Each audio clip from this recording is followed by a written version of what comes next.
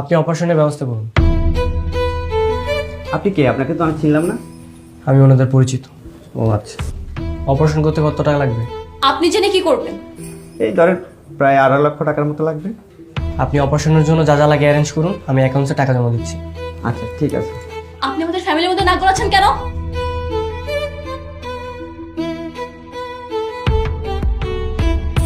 আপনি যে এখানে কেন টাকা দিতে চাচ্ছেন সেটা আমি খুব ভালো করেই বুঝতে পেরেছি।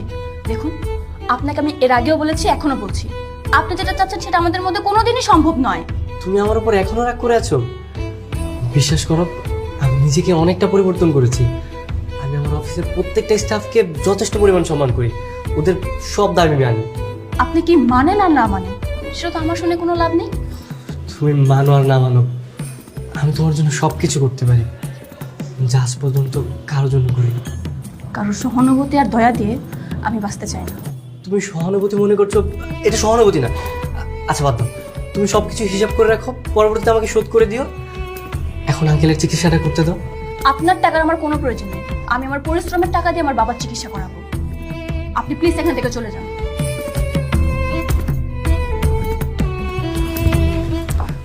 বাবা চলো।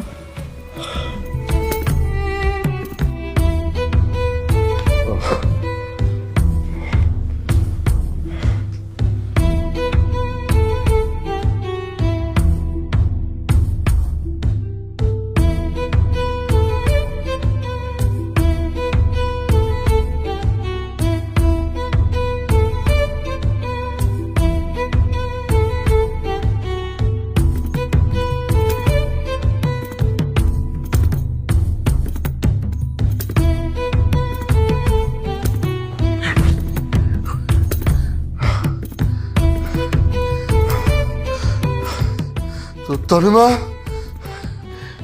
মা তনিমা, হ্যাঁ বাবা, কি হয়েছে বাবা? পানি, আমাকে একটু পানি খাবো মা।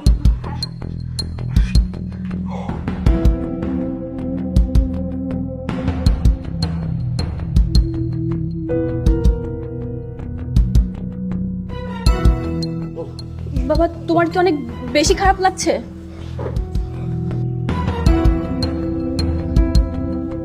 বাবা বাবা বাবা তুমি কথা বলছো না কেন বাবা?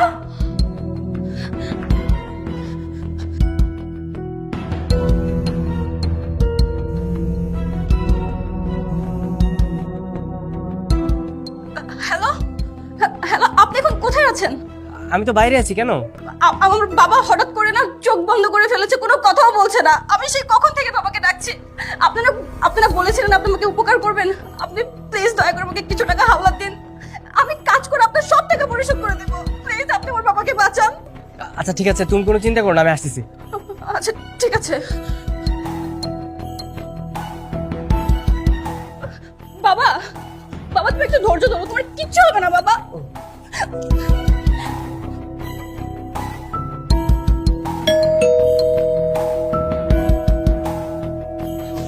আঙ্কেল, আঙ্কেল আপনার কি হয়েছে? আমি অলরেডি অ্যাম্বুলেন্সে কল করে দিয়েছি, ওরা আসছে। আঙ্কেল আপনি ধৈর্য ধরেন, আপনার কিছু হবে না। বাবা তুমি কথা বলো বাবা।